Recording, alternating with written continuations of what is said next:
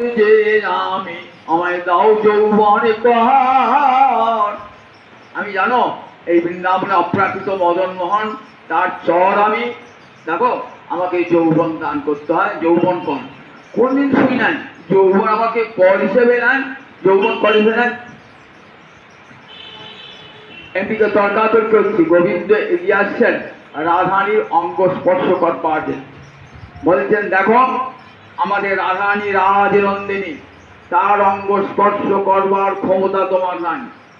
ছুঁয়ো না নিরাধিকা নাই, আমরা পরের নারী। পর পুরুষের পবন পরশে সচেলে স্নান করি।